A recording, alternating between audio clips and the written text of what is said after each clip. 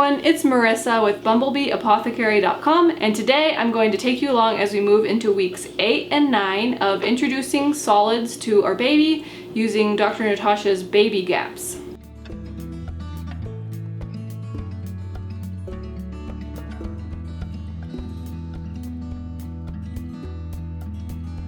So for weeks 8 and 9, Dr. Natasha first says to carry on with the foods that you've already introduced. And I do appreciate her reminder there because as you're adding more and more things, it can be easy to forget to continue some of those previous foods. So keeping on with the meat stock, the egg yolks, the fermented brine liquid, the cultured dairy, everything that we've added so far, avocado, cooked meats and cooked vegetables. The first new food that we're adding in these weeks is going to be the pancake made with some nut butter, cooked squash, and eggs. So I have a video that shows the entire process in detail of how exactly to make these pancakes.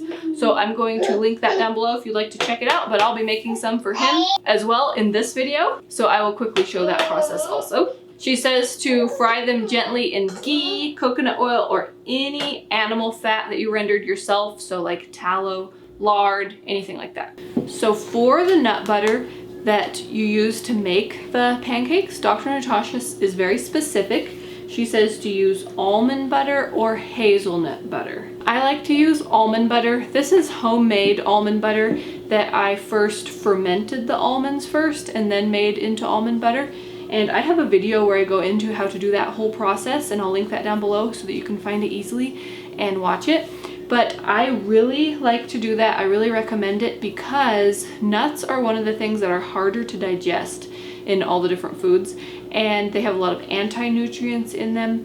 And so fermenting helps make them be much easier on the body to digest, and it also unlocks nutrients and makes them more available to our body. So especially in an instance like this where you're first introducing something like this to a baby, I really love doing those extra steps to make it as easily digestible as possible. So this is my homemade fermented almond butter that I like to use for making his pancakes. Next, she says to increase the amount of freshly pressed juices. So we're not currently juicing every single day, but whenever we do, then he does get a little bit of that. So I just keep that in the back of my mind to be increasing those at this point. And then at this point would be when you would switch from just juicing vegetables to also including some fruits in that fresh juice. And then the next food that Dr. Natasha recommends adding at this stage are going to be raw vegetables. She says starting with lettuce and peeled cucumber. And then what she recommends is blending these up in a food processor and then starting with a tiny amount and adding it to soup or the cooked vegetable puree. Now, I do this a little bit different.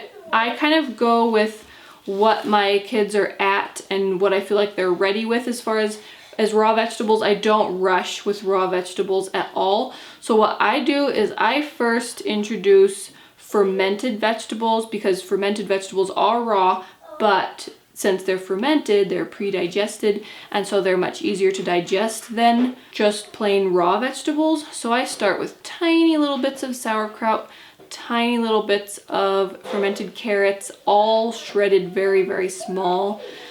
So that they're not a choking hazard. And I start with those when I feel that they're ready. So right around the same stage, around weeks 8 to 9. My little guy is 8 months old right now. He has 4 teeth.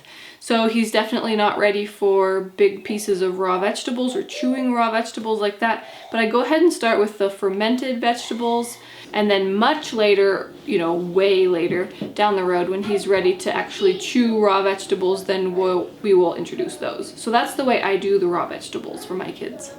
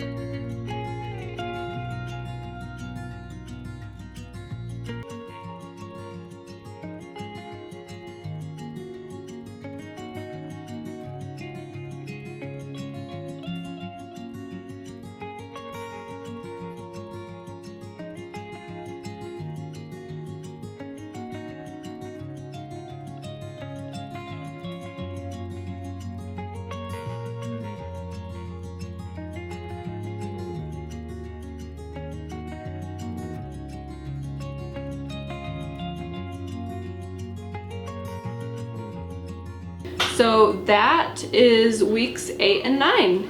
Adding in those pancakes, raw vegetables, increasing those freshly pressed juices, and adding fruit to the fresh juice, as well as just continuing on with all those previous foods. So where he's at right now is every day he gets his meat stock. I do that GAPS baby bottle where I have his meat stock with some melted fat, usually lamb tallow, an egg yolk, and liquid brine, usually sauerkraut brine. And then he'll have that, he's been having it twice a day now. And then at meal times, for sure, every dinner time, sometimes lunch, sometimes breakfast. Yes, I know. Just depending on what it seems like he needs. And how our day is going and when he's asleep and when he's awake and all of that. He will have some little bits of food on his tray, and that's when I give him his meats, his vegetables, his kefir. He'll have butter with the cooked vegetables and the avocado, all those things. Okay, I hope that you enjoyed seeing that. Be sure and check out that description box to the earlier videos in this series, as well as the link to my blog post over on my website that will have all of this laid out in one comprehensive article. Also check out that description box for links to free ebooks and other goodies. If you did like this video, give it a thumbs up, share it with anybody else who you think would find it interesting or helpful. And if you're new to my channel, please hit that subscribe button. I get out new videos every week on nourishing recipes and natural living. Thanks so much for watching. See you next time. Bye.